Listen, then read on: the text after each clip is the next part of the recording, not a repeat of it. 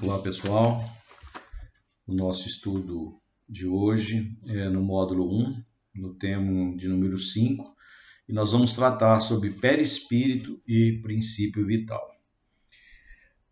Para que possamos discorrer sobre esse tema, é importante relembrarmos sobre a Trindade Universal, ou seja, é como se fosse uma pirâmide. Nós temos no topo Deus, que é o nosso Criador.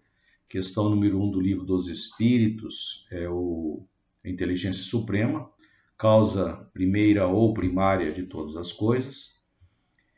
E nas duas bases, as suas criações.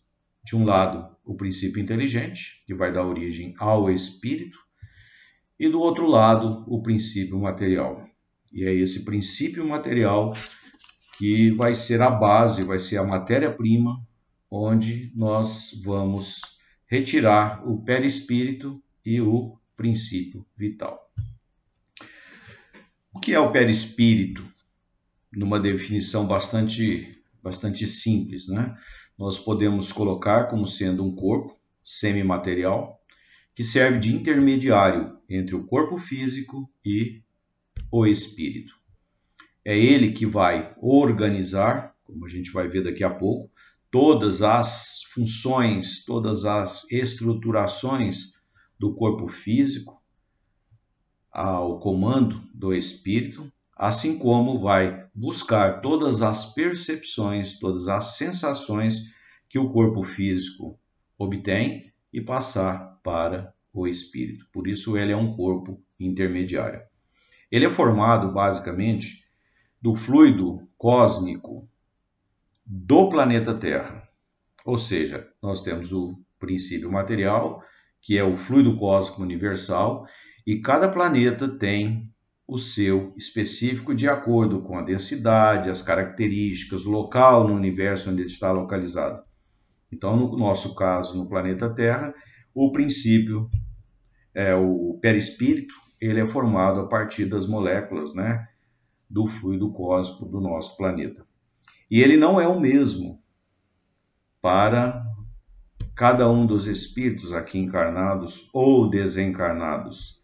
Ele varia de acordo com o grau de elevação desse espírito. Então ele pode ser de uma estrutura mais densa ou de uma estrutura mais sutil. O fluido vital, por sua vez, também retirado desse fluido cósmico, ele é a base para a vida orgânica. Então, o que a gente poderia comentar a respeito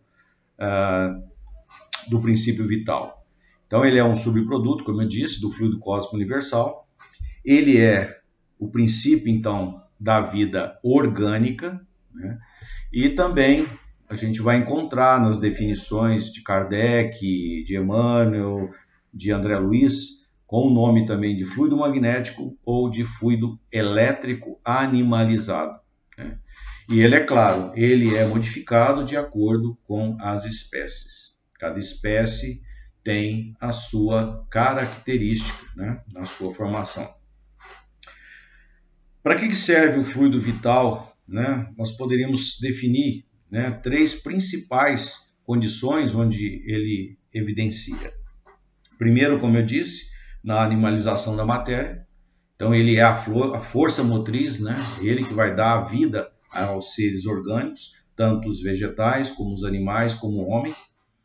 Ele pode também trabalhar dentro das questões da mediunidade, porque todos os efeitos físicos são baseados na estrutura do ectoplasma. Então todas as manifestações mediúnicas de efeito físico precisam do fluido vital como parte desse processo.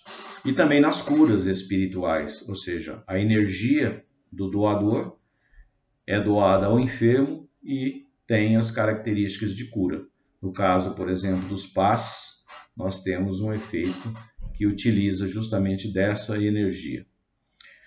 Nas obras de André Luiz, nós vamos ver algumas situações, tanto do ponto de vista do excesso do consumo desse fluido vital, ou seja, ele vai esgotar antes do prazo, pela nossa inabilidade, pelo nosso trato com o nosso corpo físico. Então, ele vai se sentir insuficiente para manter a vida de acordo com o nosso planejamento espiritual. Então, ele pode sim cessar antes desse período. É o que normalmente ocorre quando nós desencarnamos antes da hora, normalmente chamado de suicídio indireto. E nesse processo envolve tanto a questão orgânica, ou seja, o processo de absorção e assimilação das substâncias, ela já não é tão possível de ser feita justamente por esse mau uso. E também o inverso, o que a gente chamaria de moratória espiritual, ou seja, de acordo com o nosso projeto, de acordo com algum tipo de merecimento ou necessidade, o espírito pode receber uma carga extra de fluido vital para se manter. Ok? Bom, o perispírito, né? Voltando à questão do perispírito, então, o Kardec tem na questão 93, ele pergunta, né, se existe algo, né, alguma cobertura que o espírito tem que o envolve. E os espíritos respondem, né, que sim, é uma substância vaporosa para, né, os nossos olhos, mas para aqueles que estão desencarnados é tão grosseira como se fosse um corpo físico. Tanto que nos momentos de emancipação de alma, né, quando entramos num processo do sono, por exemplo, os sonhos, né, o nosso avô, os nossos amigos, aqueles que já desencarnaram, tá, que aparecem para nós, eles estão envoltos justamente pela estrutura perispiritual. Então é um corpo que vai acompanhar o espírito sempre, desde o processo da sua formação como princípio inteligente, e nós vamos ver nas obras de André Luiz, com o nome de corpo astral, até a angelitude. Existem algumas obras que dizem que o espírito, ao se desmaterializar, ou seja, ao se transformar em espírito puro, ele perde o perispírito. Mas é incoerente com as obras, tanto no Livro dos Médiuns como no Livro dos Espíritos, esse questionamento. Ele sim fica tão sutil que ele pode até se confundir com o espírito, mas nunca ele irá desaparecer. Até porque é no perispírito que nós temos as memórias, né? A nossa memória física, a memória de todo o nosso processo. Toda a parte que diz respeito à organização física, e aí nós vamos entrar nas funções do perispírito, ou seja, poderíamos colocar aí 4 funções básicas para o perispírito. A primeira delas, nós podemos colocar essa função de individualização, ou seja, quando você está vendo uma pessoa desencarnada, ela não tem mais o corpo físico, mas eu a reconheço, ou ela se mostra, de acordo com a plasticidade que o perispírito tem, como o espírito gostaria de se apresentar, ou como ele tem capacidade e possibilidade de se apresentar, porque não são todos os espíritos que têm a capacidade plástica, ou seja, a capacidade de mudar como queira.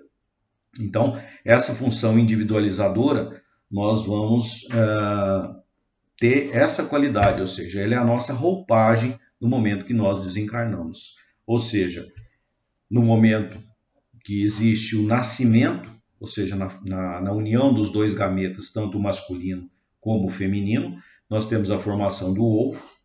Esse ovo, ele vai receber o fluido vital dos gametas, então já a primeira carga que ele absorve, e o gerenciamento de todo o processo de meiose, mitose, duplicação dessa estrutura celular, até a formação das estruturas específicas, por exemplo, a célula, né, toda a parte óssea, todos os fluidos do nosso organismo, todos os órgãos, elas serão direcionadas, serão comandadas pelo perispírito. Então ele tem uma função que a gente chama de, podemos chamá-la ela de modeladora, né? Uma função modeladora. Então essa é uma segunda função. Então nós temos a individualizadora, né? Função individualizadora, a função modeladora, e também nós temos uma outra que é a função de sustentação. Por quê? Porque durante o nosso processo de vida, desde o momento que nós nascemos, quem vai organizar, quem vai automatizar todas as nossas funções é o perispírito. E como ele aprendeu isso? Ele tem uma memória que foi armazenando dados de acordo com os nossos processos de estágio, lá com o princípio inteligente nas criaturas, né, não humanoides, tanto no vegetal, né? Aliás, o André Luiz fala aqui desde o mineral até o anjo, né? É o nosso processo de desenvolvimento. Então, possivelmente no mineral, nos cristais, nós adquirimos todas as funções de atração, repulsão, organização atômica e que vai nos ser útil, né? Nos vegetais, por exemplo, nós temos toda a parte de sensibilidade, no animal nós temos a parte do instinto e no hominal nós temos a consciência. Então, para que o homem possa desenvolver esse processo de desenvolvimento até a angelitude, ele vai precisar se preocupar única e exclusivamente com as questões morais. Então, quem vai cuidar da parte orgânica, quem vai cuidar da parte física? O perispírito. E, por fim, a instrumentação ou a instrumentalidade, ou seja, é através do perispírito que o espírito coordena a sua estrutura física. Então, o nosso corpo físico, o nosso corpo orgânico, ele é organizado pelo perispírito. Então, o perispírito, como eu disse no início, como ser intermediário, ele vai fazendo toda essa função. O termo perispírito, ele foi criado por Kardec, né, baseado na estrutura na biologia, né, que nós temos o perisperma, que é aquela camada que envolve o fruto, né, como nós temos, por exemplo, no abacate e tantas outras frutas que fica mais fácil de nós visualizarmos isso. A palavra peri, né, do grego, é em torno, e espíritos do latim é justamente a alma ou o próprio espírito. Então, perispírito, ou seja, algo que envolve o nosso espírito, seria mais ou menos uma definição mais didática para que a gente possa entender. Então, da onde, né, o espírito retira o seu perispírito, como eu disse no início, ou seja, do fluido cósmico universal ou do fluido universal de cada globo onde ele esteja. Dessa forma, se nós passarmos do planeta Terra para um outro planeta mais elevado, se nós tivermos capacidade para isso, o nosso perispírito irá transformar, ele irá se reorganizar. É como, pegando aí no dia a dia nosso, se nós utilizássemos, né, as roupas adequadas para frequentar, né, um clube, frequentar a escola, frequentar a nossa casa à noite, um baile de gala, ou seja, nós temos a roupa adequada. Então, o perispírito também, ele vai se adequando à medida que ele vai necessitando. Então, espíritos elevados, né? O próprio Cristo, quando reencarnou no planeta Terra, ele passou por um processo, né, de reestruturação perispiritual para que pudesse, né, através do nosso planeta, o seu corpo físico ser o seu instrumento. Então, é um trabalho que demanda tempo, não é uma coisa que você faz do dia para a noite, é um processo de adaptação. Como tudo na natureza, né, demanda tempo. Então, a diferença no caso do Cristo é que, com a capacidade de espírito elevado, ele consegue, né, buscar os melhores elementos da superfície onde ele vai reencarnar. Ou melhor, desculpa, ele vai encarnar, né? Seria o termo mais adequado. Então, se o espírito for habitar mundos superiores, o perispírito é mais sutil. Mundos menos elevados, o perispírito ele tem a forma mais grosseira, tá certo? Então, nós poderemos dizer que, basicamente, isso está lá na questão 135, que o homem tem 3 partes essenciais. Espírito, que é o ser inteligente, né? É o princípio inteligente do homem. A alma ou espírito, então, seria essa parte. Nós temos o corpo físico e no meio dos dois, fazendo esse papel de intermediário, o nosso perispírito. Então, tanto do ponto de vista da mediunidade, tanto do ponto de vista da nossa vida, os fenômenos, né, que às vezes a ciência até não tem a compreensão, de tudo aquilo que a gente estuda, né, dos milagres do Cristo, nós vamos ver o perispírito e o fluido vital como parte essencial em todos esses processos de fenômeno, tá certo? Bom, poderíamos definir também, dentro da questão do perispírito, algumas questões com relação às suas funções. Então, o que a gente poderia definir como funções? Não, vamos dizer propriedades, né?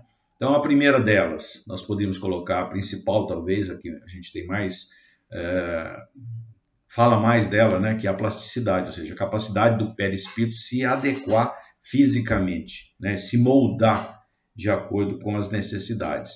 E, casado a isso, nós teríamos também que colocar a densidade, ou seja, a estruturação molecular para uma forma mais densa, para uma forma mais sutil, a ponderabilidade, ou seja, a capacidade de medirmos, até inclusive em peso, né, essa estrutura, e também a mutabilidade, que está muito ligada à questão da plasticidade. A mutabilidade, ou seja, a capacidade dele se transformar. Por exemplo, a gente vê nas obras, né, às vezes, determinados animais no plano espiritual. E se formos analisar na obra kardeciana também, a gente vai ver que o animal, na realidade, não vive em estado errante. Então, quem são esses animais, esses dragões, esses seres esquisitos, até pássaros, né, que a gente vai ver nas obras do André Luiz? Então, na realidade, são mutabilidade de espíritos, né, que de uma forma induzida magneticamente ou até pelo seu próprio pensamento, ele pode se transformar. Inclusive, os mitos, né, que a gente tem da licantropia, que é a figura do lobo, né, ou de determinados animais. Então, várias obras citam isso. Então, essa capacidade que ele tem de transformação. Poderíamos colocar também a propriedade da luminosidade, ou seja, a capacidade que ele tem de se tornar mais ou menos brilhante. Então, no livro dos Espíritos, né, Kardec pergunta isso aos espíritos e ele diz que eles se apresentam de um escuro opaco até um vermelho rubi, brilhante, né? Então, são as fases que o espírito tem a nível de elevação e que automaticamente responde na parte perispiritual. A questão da penetrabilidade, ou seja, a capacidade que ele tem de atravessar paredes, atravessar estruturas sólidas. Então, quando o espírito, às vezes ainda no estado de ignorância, ele acha que ele não consegue. Então, às vezes ele vê uma porta fechada e ele não entra, mas ele tem essa capacidade de penetração. A questão da visibilidade, ou seja, aparecer, né, para as pessoas que são videntes, médiuns videntes, ou então a questão da da tangibilidade, que é a capacidade que ele tem de se transformar materialmente. É o caso, por exemplo, do tempo que Jesus esteve conosco aqui após o seu desencarne. Ou seja, ele se tornava tangível, inclusive com temperatura corporal, onde Tomé poderia tocá-lo. Então, esse é a propriedade da tangibilidade. Nós temos a sensibilidade. Um outro também muito interessante nos fenômenos mediúnicos de bicorporidade, por exemplo, que é a expansibilidade, ou seja, a capacidade que ele tem de se expandir, de se deslocar e ir para outros pontos, né? A gente vê muito isso quando a gente estuda os fenômenos do sonho, do êxtase, do sonambulismo. Enfim, as propriedades do perispírito, né, vão nos dar o entendimento, né, de vários fenômenos físicos. Então, pessoal, basicamente, o que nós teríamos a dizer, e é claro que nós vamos deixar no momento do curso aí, aberto para as questões, para as perguntas, né? Então, não vamos tentar aprofundar tanto assim. O importante que a gente tem que lembrar é que é peça importante na vida, né? Tanto o perispírito como o princípio vital. Então, até o nosso bate-papo no próximo encontro, né? Onde nós estaremos aí à disposição no dia 30 para poder dirimir qualquer dúvida com relação a esse assunto. Muito obrigado ao Luiz pelo convite, né? E estamos aí à disposição.